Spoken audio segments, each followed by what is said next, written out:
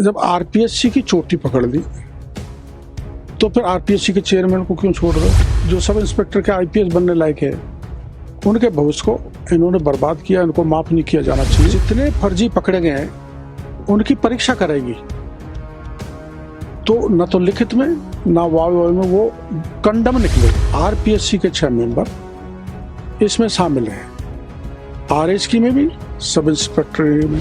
मोहन पोसवाल को उन्होंने हटा दिया एसओजी से, लेकिन हटाने से काम नहीं चलेगा, उसको गिरफ्तार करना पड़ेगा। उसने करोड़ों रुपए इस बात के कमाए कि निर्दोष बच्चों को फंसाया है, दोषियों को बख्शा है। इसलिए गोपालगढ़ कांड हुआ था अशोक गहलोत के राज में, उस समय शांति धारीवाल जी गृह मंत्री थे। अब उस समय जो एफआईआर दर्ज हुई थी उसमें कई लोगों के नाम थे, जिसमें माननीय मुख्यमंत्री जी का भी नाम था।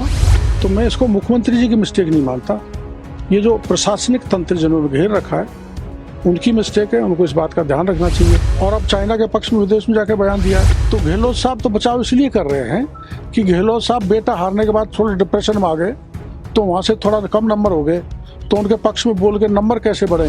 गहलोत साहब को तो बोलना ही है, अगर राहुल के पक्ष में नहीं बोलेंगे तो आगे की बुढ़ापे में राजनीति कैसे चलेगी? ये जो वचन दिया है वो हमने निभा दिया, इस्तीफा दे दिया। राजस्थान सरकार में मंत्री डॉक्टर किरोड़ी लाल मीणा ने मुख्यमंत्री भजनलाल शर्मा को एक बार फिर से एक पत्र लिख दिया है। इस पत्र में 2021 में हुई सब इंस्पेक्टर भर्ती परीक्षा को निरस्त करने की मांग किरोड़ी लाल मीणा ने उठाई है। इस पत्र में डॉक्टर किरोड़ी लाल मीणा ने लिखा है कि इतने बड़े फर्जीवाड़े के पश्चात भी अभी तक भर्ती परीक्षा का निरस्त न होना मुझे और आमजन को व्यथित कर रहा है। बेरोजगार युवाओं के साथ ये जबरदस्त खिलवाड़ पिछली सरकार में हुई थी। पिछली सरकार में मैंने हर पेपर का आरएस का 18 का उठाया, आरएस 21 का उठाया, टीचर्स का, जेईएन का, सब इंस्पेक्टर का, लेक्चरर सब उठाया, लेकिन उस समय कार्रवाई दबा दी गई। और कार्रवाई दबाने का मोटा कारण था कि इसमें बड़े अफसर भी थे और पिछली सरकार के कुछ नेता भी हैं जो भविष्य में मैं उनके नाम ले दूंगा, ये थे। अब इन्होंने जब आरपीएससी की चोटी पकड़ ली तो फिर आरपीएससी के चेयरमैन को क्यों छोड़ रहे हो? वो तो कटघरे में है। इसलिए वो पकड़ने का तो सिलसिला चलता रहेगा, हम प्रमाण देते रहेंगे, लेकिन ये परीक्षा रद्द होनी चाहिए, ये प्राथमिकता है। जो बच्चे इंटेलिजेंट हैं, होशियार है, जो सब इंस्पेक्टर के आईपीएस बनने लायक है, उनके भविष्य को इन्होंने बर्बाद किया, इनको माफ नहीं किया जाना चाहिए। और आपको ये भी पता है कि जितने फर्जी पकड़े गए हैं उनकी परीक्षा कराएगी, तो न तो लिखित में ना वाव में वो कंडम निकले। तो कोई ऐसा मैकेनिज्म सरकार निकाले कि जो कंडम टीप टाप के आरपीएससी के लोगों से साठ गांठ करके, नेताओं से मिलके थानेदार बन गए, उनको सबको रोका जाए। और जो वास्तव में इलेक्ट हुए उनको छेड़खानी नहीं की जाए, पर दोबारा परीक्षा करने की कार्रवाई सरकार को करनी चाहिए। ऐसा मैंने पत्र माननीय मुख्यमंत्री जी को लिखा है। अब इसमें आरपीएससी के 3 चेयरमैन पूर्व, अब जो शामिल है, एक का नाम तो मैं बता चुका हूँ, शिव सिंह राठौर, और बाकी दो पूर्व चेयरमैन और 6 मेंबर्स के मैं नाम अति शीघ्र उजागर करने जा रहा हूँ। पूर्व गवर्नमेंट के कौन से मंत्री थे? उसी समय के पहले मैंने उजागर कर दिए थे, लेकिन उसमें ईडी लेट हो गई और राज्य की एसओजी ने काम नहीं किया। अभी मैं उजागर नहीं करना चाहूँगा, क्योंकि फिर वो आप जानते हो कहीं न कहीं सिस्टम को मैनेज नहीं कर लें, इसलिए नाम मैंने अभी बाद में नाम भूपेंद्र सारण का पत्र जो मेरे को उस समय मिला था कांग्रेस के राज में, वो मैंने आपको दिया, मीडिया के सामने बताया कि भूपेंद्र सारण से 84 लाख रुपए मोहन पोसवाल और उसके साथियों ने उगाए। मोहन पोसवाल को उन्होंने हटा दिया एसओजी से, लेकिन हटाने से काम नहीं चलेगा, उसको गिरफ्तार करना पड़ेगा। उसने करोड़ों रुपए इस बात के कमाए कि निर्दोष बच्चों को फंसाया है, दोषियों को बख्शा है। इसलिए ऐसे लोग जेल के शिक्षों में जाने चाहिए, ये मांग है। और उसके लिए ये जरूरी है कि सब इंस्पेक्टर भर्ती परीक्षा का पेपर रद्द हो, दोबारा परीक्षा कराई जाए। डॉक्टर साहब, जब आरपीएससी में मतलब इतना भ्रष्टाचार है तो पुनर्गठन की आप मांग भी कर रहे हैं, तो पुनर्गठन नहीं, पायलट साहब ने रिस्ट्रक्चरिंग की मांग की है, पुनर्गठन। तो एक तो यह है कि उन्होंने उनके राज में रिस्ट्रक्चरिंग क्यों नहीं किया, वो तो उप मुख्यमंत्री थे। करना चाहिए था। कोई बात नहीं, भूल हो गई, पर रीस्ट्रक्चरिंग का फार्मूला बड़ा टेढ़ा है। एक आरपीएससी मेंबर अगर भ्रष्टाचार में लिप्त हो जाए तो उसको टर्मिनेट करने के लिए फाइल प्रेसिडेंट तक जाती है, देश के राष्ट्रपति इसका वो लेना पड़ता है अनुमति।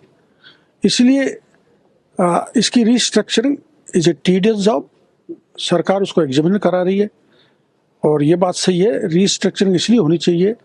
डॉक्टर किरोड़ीलाल है तो उसने अपना आदमी बैठा दिया, कोई मुख्यमंत्री है तो उसने अपना आदमी बैठा दिया, और चूंकि मैंने बैठाया है तो मेरे कहने से वो अब मेरे लोगों को सिलेक्शन करेंगे। अयोग्य लोग सिलेक्ट हो जाएंगे, योग्य लोग रह जाएंगे। इसलिए जो राजनीतिक दखलंदाजी ज़्यादा है आरपीएससी में वो खत्म होनी चाहिए और रीस्ट्रक्चरिंग होनी चाहिए। इसके पक्ष में मैं हूँ।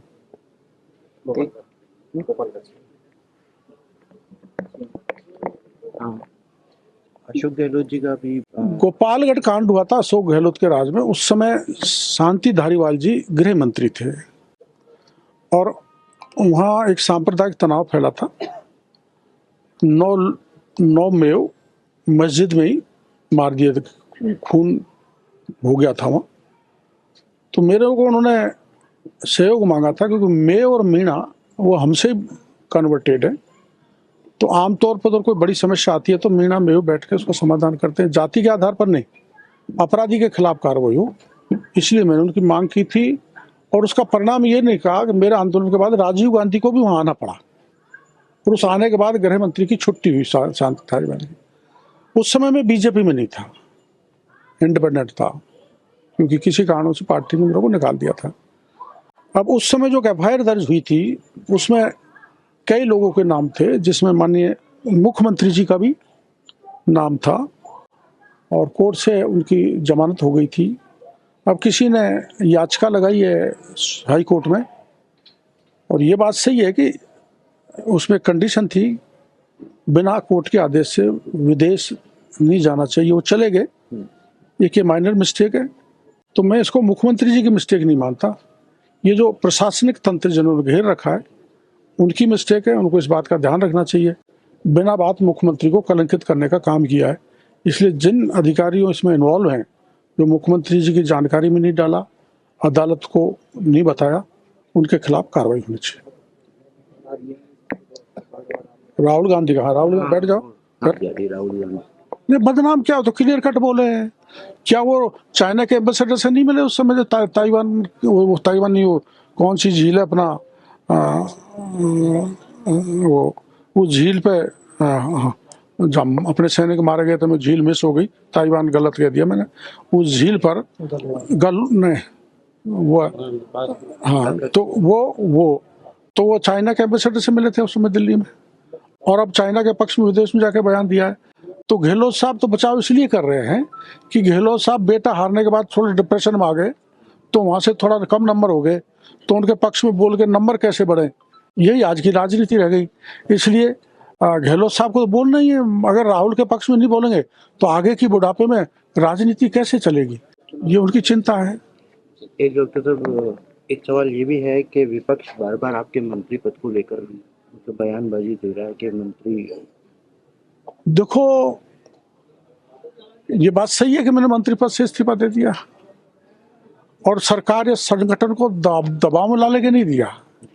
मैंने सरेआम ये घोषणा की थी कि मैं अगर ये 7 सीट नहीं जिता सका, जिसमें 4 जीत गई 3 हार गई, प्रमुख रूप से वो जहां मैं 45 साल से काम कर रहा हूँ, तो मैंने पब्लिक के बीच में कहा था अगर नहीं जीते तो हम इस्तीफा दे देंगे। तो ये जो वचन दिया है वो हमने निभा दिया, इस्तीफा दे दिया। तो अभी आप मंत्री के तौर पे काम कर ना मैं कहेगा, मैं मेरी गाड़ी ले जा रहा हूँ, मैं उसी मकान में रह रहा हूँ, सरकारी बंगले में रह नहीं रहा। हाँ, रूटीन की फाइल जैसे आपदा आ गई तो मैं आपदा का मंत्री हूँ, तो उसको निकालना मेरी नैतिक जिम्मेदारी बन जाती है। और अतिवृष्टि या बरसात से कोई गांव घिर गया है, नुकसान हो गया है, जैसे मैं वैर में गया, बयाना में गया, हिंडौन में गया, गंगापुर, करौली, सवाई माधोपुर गया, मेरी नैतिक जिम्मेदारी बनती है जब तक इस्तीफा स्वीकार नहीं हो तब तक दुखी जनता की सुध लूं।